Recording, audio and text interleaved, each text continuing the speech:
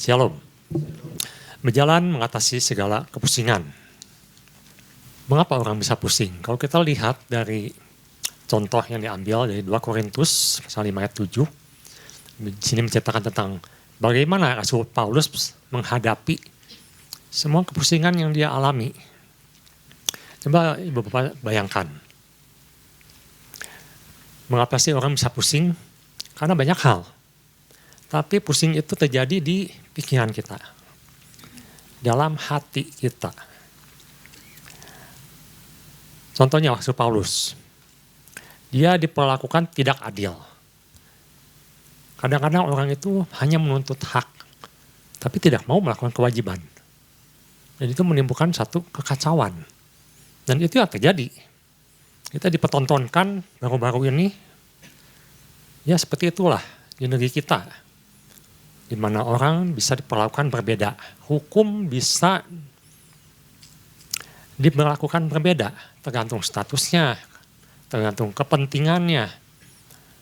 Dalam semua hal, dalam hal geopolitik, dalam hal keuangan, finansial, mungkin dalam hal kesehatan, kita diperhadapkan dengan masalah-masalah yang kelihatannya tidak selesai.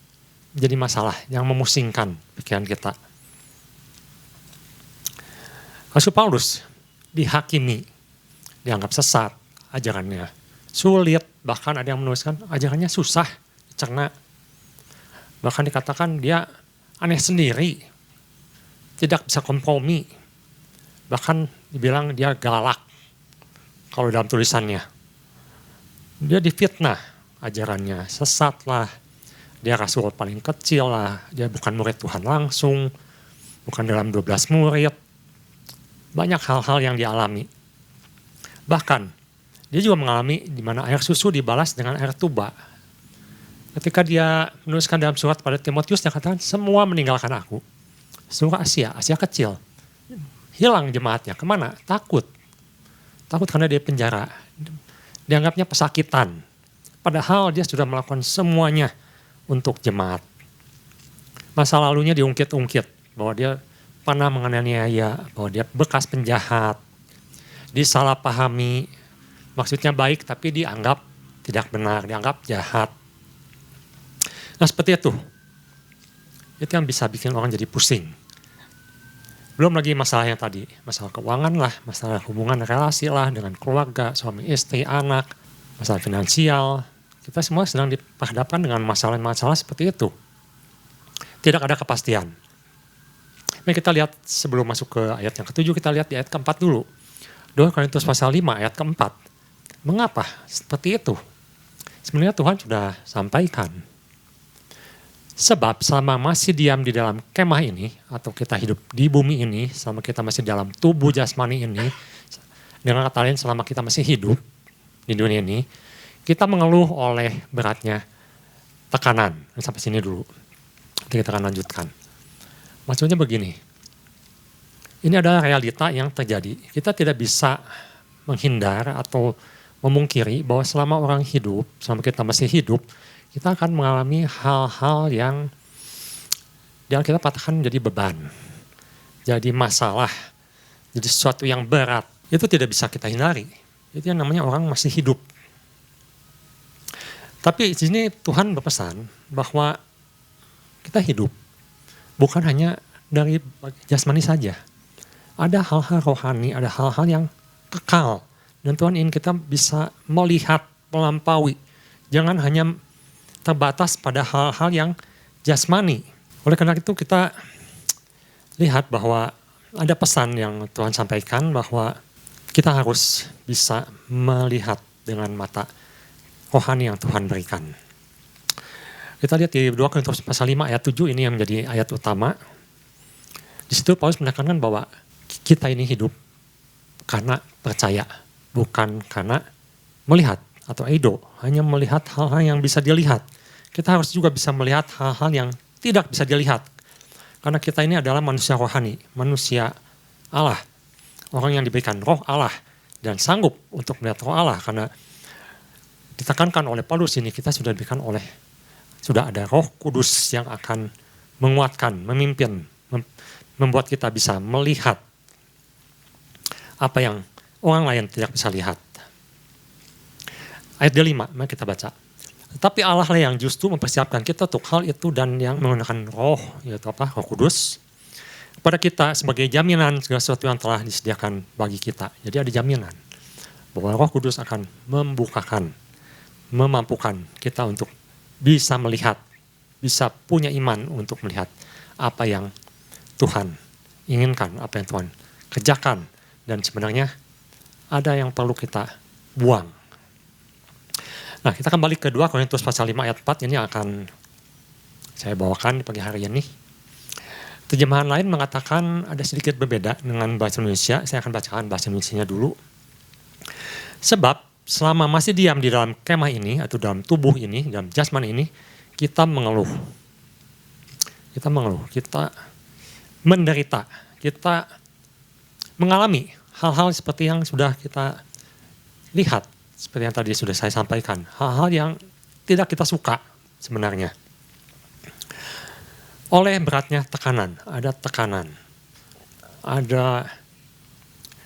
beban yang harus kita tanggung.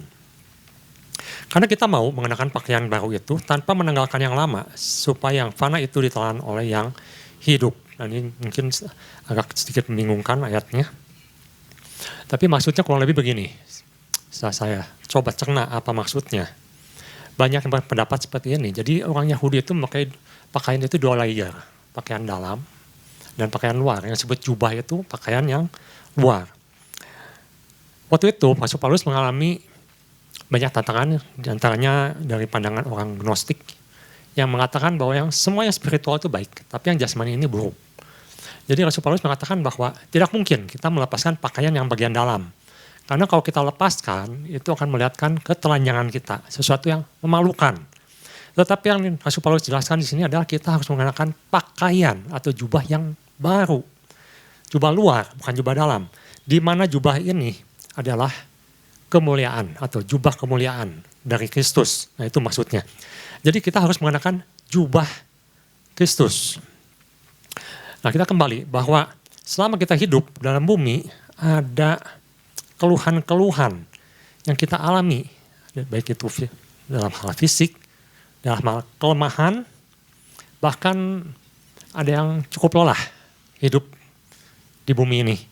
Melelahkan katanya, pusing, capek, melihat ya tadi tidak ada keadilan, semuanya sudah rusak. Lalu apa yang bisa kita harapkan? Apa yang harus kita lakukan? Itu yang menjadi yang harus kita renungkan di pagi hari ini. Tuhan berikan jawabannya. Karena sebenarnya kalau kita mengeluh, kalau kita protes mengenai keadilan, sepertinya tidak ada keadilan di dunia ini, kita harus kembali seperti apa keadilan Tuhan. Kadang-kadang kita juga menyalahpahami arti keadilan Tuhan. Bahkan kita kadang-kadang tidak bisa membedakan mana keadilan Tuhan, mana keadilan yang menurut dunia. Contoh, ketika Tuhan mengatakan, Tuhan mengajak orang untuk ikut dalam proyek kerajaan Allah dan diberi upah 1 dinar 1 hari. Kerja di ladang Tuhan. Orang yang terakhir datang, dia menuntut lebih. Karena apa? Karena Allah punya kasih. Orang yang diupah sama 1 hari, bekerja 1 jam, 2 jam, 3 jam, 4 jam, sampai 8 jam, semua sama upahnya. Menurut orang yang diupah terakhir, dia merasa tidak adil Tuhan ini.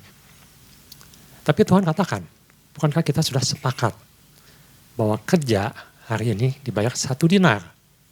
Dan kita sudah sepakat, mereka sudah sepakat upahnya 1 dinar. Jadi kadang-kadang kita harus melihat keadilan menurut Alkitab, menurut Tuhan. Apa yang Tuhan sebut adil? Jangan menurut dunia. Kalau menurut dunia, adil itu sama rata, sama rasa. Semua sama, jadi sosialis. Dan itu tidak menyelesaikan masalah. Sedangkan Tuhan sistemnya adalah kerajaan. Di mana raja yang punya kuasa, kedaulatan mutlak. Nah, hal-hal seperti itu yang perlu kita pahami dan juga, tapi hari ini saya tidak akan bahas ke sana. Ada hal-hal yang sebenarnya Tuhan ingin kita lakukan supaya kita tidak pusing. Orang pusing karena orang memasukkan masalah atau beban itu dan dipikirkan terus menjadi sesuatu yang memberatkan hidupnya. Tapi mari kita lihat di 2 Korintus pasal 5 ayat 6, maka oleh karena itu hati kami senantiasa tabah. Dari semua yang Rasul Paulus alami, dia katakan kita harus tabah, kita harus kuat. Meskipun kami sadar bahwa selama kami mendiami hidup ini atau tubuh ini, kami masih jauh dari Tuhan.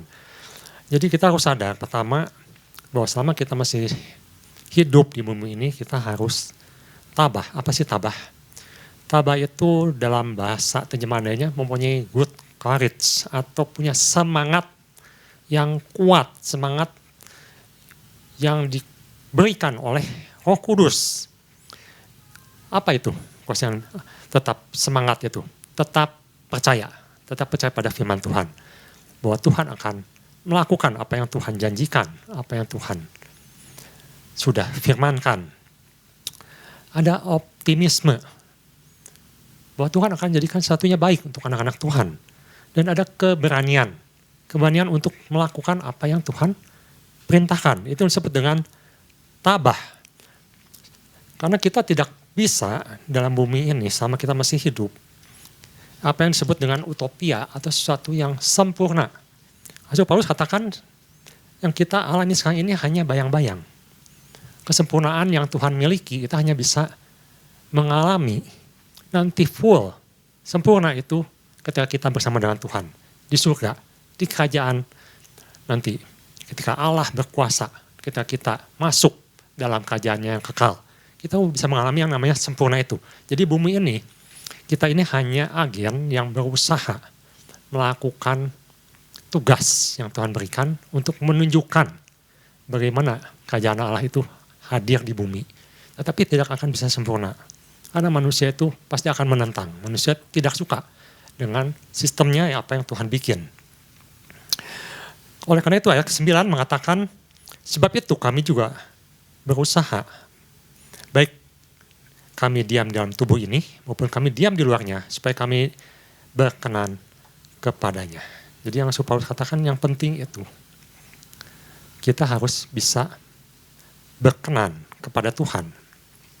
Apa yang bisa membuat berkenan pada Tuhan? Kita lihat di 1 Tesalonika pasal 5 ayat 16 sampai 18. Sebenarnya kalau hal-hal ini kita lakukan, nanti kita akan melihat bahwa sebenarnya kita tidak perlu pusing. Tuhan katakan sebenarnya kita tidak perlu berbeban berat. Mari kita lihat di 1 Tesalonika 5 ayat 16 sampai 18. Paulus katakan, bersuka citalah. Tetaplah berdoa. Mengucap syukurlah dalam segala hal. Sebab itu yang dikehendaki Allah di dalam Kristus Yesus bagi kami. Rupanya ada 3 hal yang Paulus tekankan.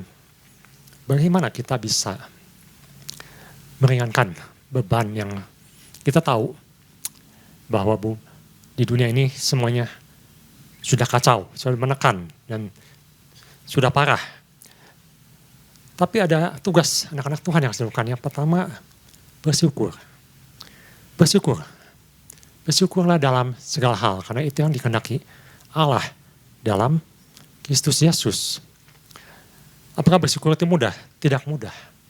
Orang kalau mengalami sesuatu yang baik, lebih mudah untuk bersyukur. Tapi ketika mengalami tekanan, ketika mengalami masalah, ketika mengalami ketidakadilan, ketika mengalami hal yang dia rasakan seharusnya tidak ya alami, sulit untuk bersyukur. Tapi Paulus katakan kita harus bersyukur. Kenapa harus bersyukur? Karena Tuhan sudah berkorban untuk kita. Tuhan akan jadikan baik. Ada janji Tuhan. Itu dikatakan dengan iman. Harus ada iman bahwa Tuhan akan jadikan sesuatunya baik. Tuhan akan jadikan sesuatunya baik bagi anak-anak Tuhan. Meskipun di luar masih bergejolak, meskipun kenyataan masih kacau di luar. Di Filipi pasal 4 ayat 11 sampai 13, Paulus katakan mengapa sih orang bisa menjadikan mengapa itu jadi suatu masalah. Karena orang merasa selalu tidak puas. Itu sudah sempat dapat pesan ini. Paulus katakan belajarlah untuk mencukupkan diri dalam segala hal. Bersyukur untuk apa yang sudah kita alami, untuk apa yang sudah kita dapatkan dari Tuhan. Aku katakan ini bukan karena kekurangan, sebab aku telah belajar mencukupkan diri dalam segala keadaan. Belajar mencukupkan diri. Selanjutnya ayat 12. Aku tahu apa itu kekurangan dan aku tahu apa itu kelimpahan. Dalam segala hal dan dalam segala perkara tidak ada sesuatu yang merupakan rahasia bagiku. Baik dalam hal kenyang maupun dalam hal kelaparan, baik dalam hal kelimpahan maupun dalam hal kekurangan. Ayat 13.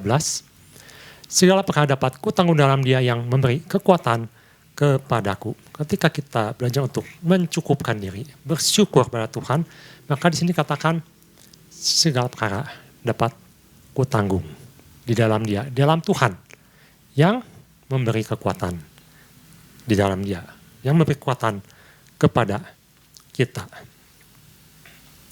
Apa yang membuat orang sebenarnya menjadi pusing? Karena sebenarnya manusia mencari masalah sendiri. Yaitu sifat daging. Paulus katakan, aku tahu apa itu kelimpahan, apa itu kekurangan. Tapi orang lebih suka kelimpahan. Orang selalu mencari sesuatu yang ingin lebih. Ibrani pasal 13 ayat 5. Apa yang bisa mengikat orang sehingga itu menjadi satu masalah dalam hidupnya? Janganlah kamu menjadi hamba uang, jangan jadi hamba mamon. Cukupkanlah dirimu dengan apa yang ada padamu. Karena Allah telah berfirman, aku sekali-kali tidak akan membiarkan engkau, dan aku sekali-kali tidak akan meninggalkan engkau. Jadi rupanya yang bikin masalah salah satunya adalah mamon. Apakah mamon jahat? Tuhan katakan pakai mamon untuk pekerjaan Tuhan. Untuk memperluas kerjaan Tuhan. Tapi jangan menghambakan diri kepada mamon. Jangan jadikan mamon suatu keinginan untuk memuaskan diri. Jadi hamba. Dan itu jadi masalah. Itu yang membuat orang dapat masalah. Itu yang bikin orang jadi pusing dalam hidupnya. Filipi pasal 4 ayat 11 sampai 13. Kukatakan ini bukan karena kekurangan. Sebab aku telah belajar mencukupkan diri dalam segala keadaan. Aku belajar mencukupkan diri untuk segala keadaan. Aku tahu apa itu kekurangan. Aku tahu apa itu kelimpahan. Dalam segala hal dan dalam segala perkara tidak ada sesuatu yang merupakan rahasia bagiku. Baik dalam hal kenyang maupun dalam hal kelaparan. Baik dalam hal kelimpahan maupun dalam hal kekurangan. Jadi Paulus katakan, cukupkan dirimu. Jangan jadi hamba mamon. Mari kita lihat di Yakobus pasal 1 ayat 14 sampai 15. Apa yang bikin orang jadi pusing? Sebenarnya orang cari masalah sendiri. Mungkin termasuk saya. Ibu bapak juga ngalamin. Tetapi tiap-tiap orang dicobai oleh keinginannya sendiri. Keinginan. Apa yang diinginkan oleh hatinya. Karena ia diseret dan dipikat olehnya. Diseret, dipikat, dipenjara, dijebak. Dan apabila keinginan itu sudah dibuahi, melahirkan dosa. Dan apabila dosa itu sudah matang, ia melahirkan maut. Keinginan itu menjebak. Itu membuat satu jebakan, satu penjara. Sehingga orang tidak puas dan ingin bertambah lagi, nambah lagi. Tidak ada memiliki rasa cukup. Saya sempat merenungkan beberapa hari ini, bagaimana cara orang dipenjara atau terpenjara oleh keinginannya. Contohnya seperti ini. Kalau kita ingin punya kendaraan, atau misalnya mobil, ingin punya mobil. Maka saya ingin punya mobil. Dan dibelilah mobil itu. Nah, ketika dibelilah mobil itu, maka keperluannya bertambah. Mobil perlu dirawat. Mobil perlu garasi.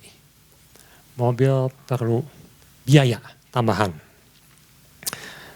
Jadi ketika kita menginginkan sesuatu tanpa sadar, sebenarnya orang sedang menambah yang mungkin bisa jadi masalah, bisa menjadi beban dalam hidupnya, yang sebenarnya tidak perlu. Ini hanya contoh ya, bukan artinya tidak boleh beli mobil. Tetapi kita perlu memikirkan, ketika kita beli mobil, kita perlu tempat mobil atau garasi. Ketika kita beli mobil, kita perlu menyiapkan dana untuk memelihara mobil itu.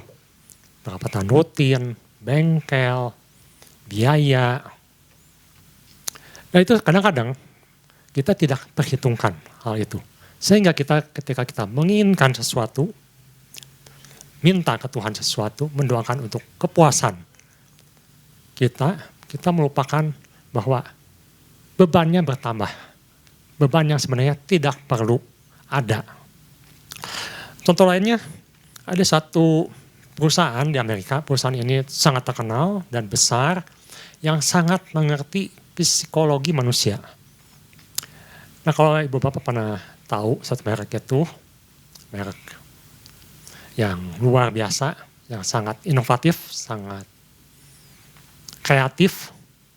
Ketika kita beli produk itu, dan saya sempat beli juga beberapa tahun yang lalu, yang menarik ketika kita membeli produk itu, maka kita tidak akan berhenti untuk membeli produk sampingannya. Kita pasti beli.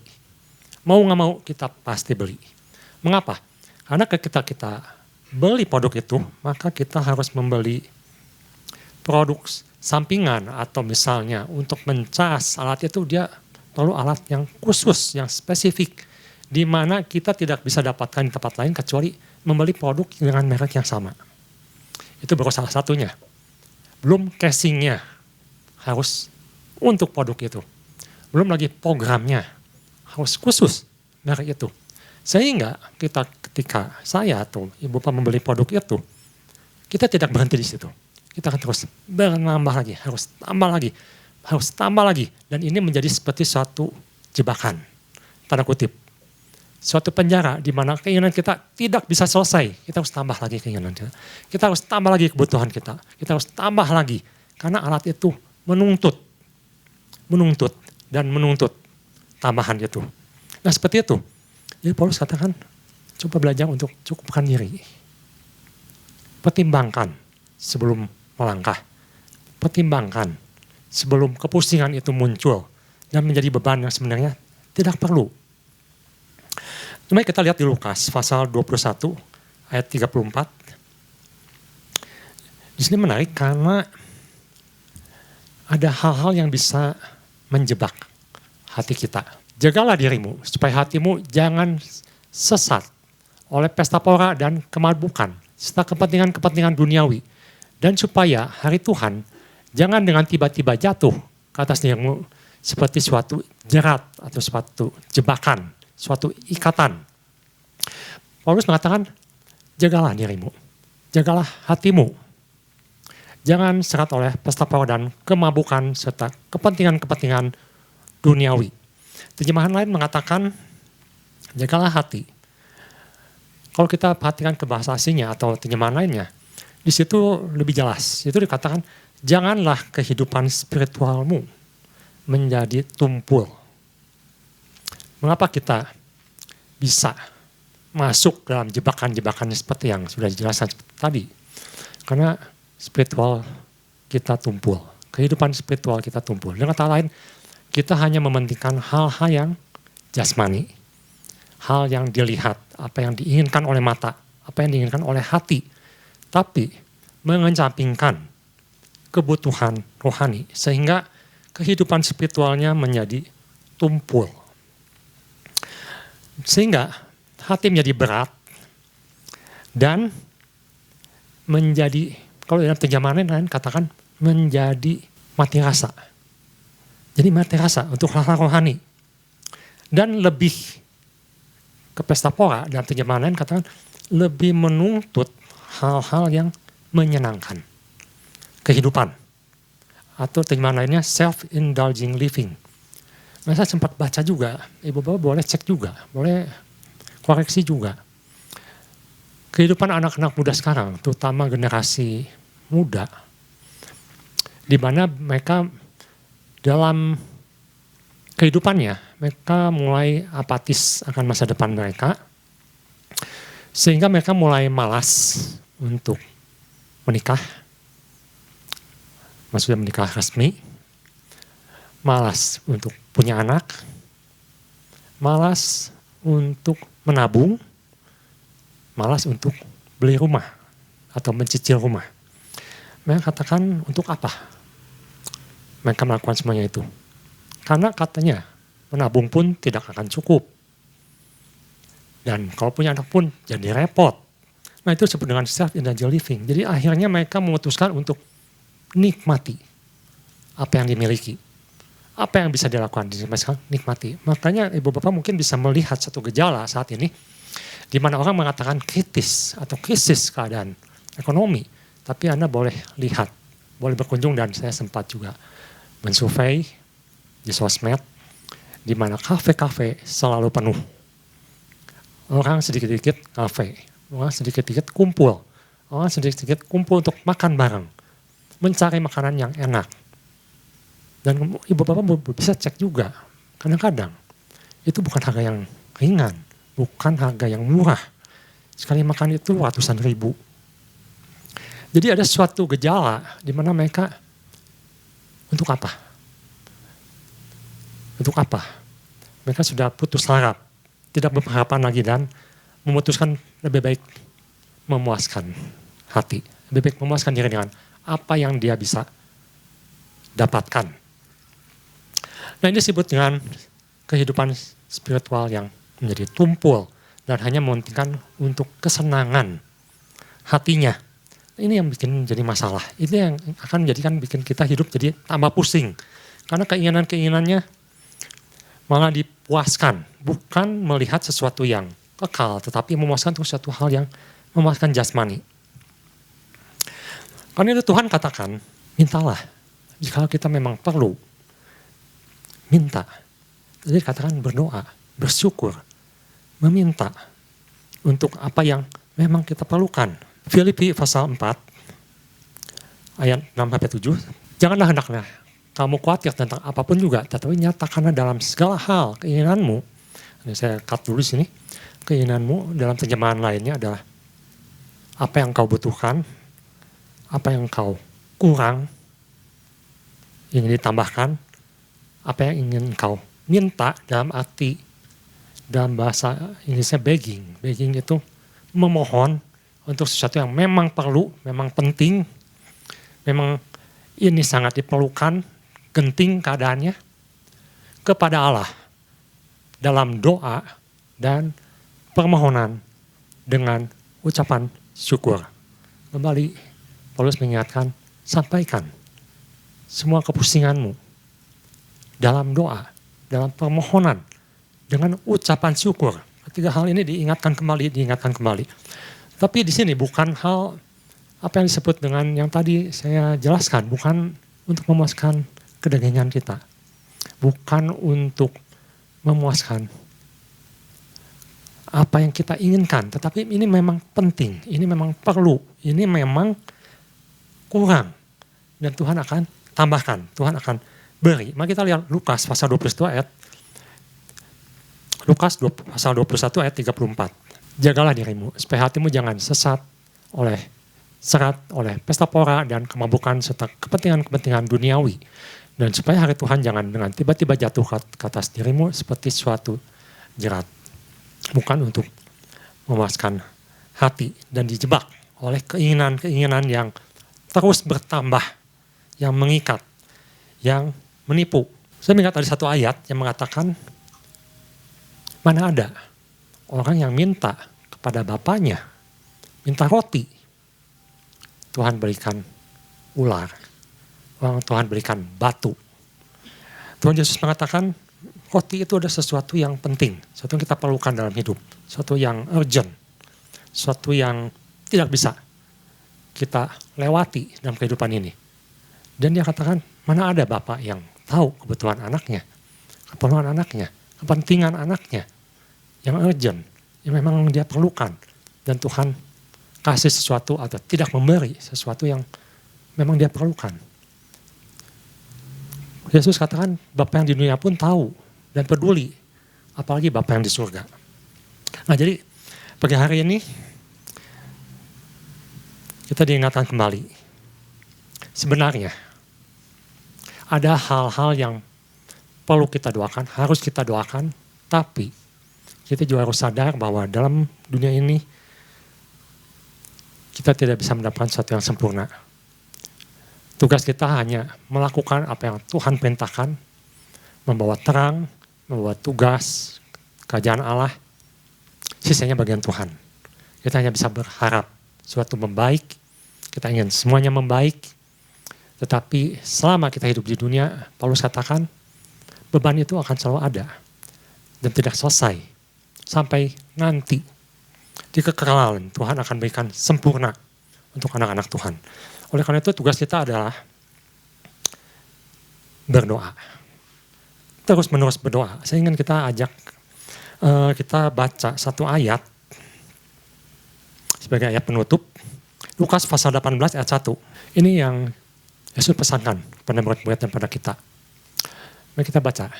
3, 2, 1. Yesus mengatakan suatu perumpamaan pada mereka untuk menegaskan bahwa mereka harus selalu berdoa dengan tidak jemu-jemu.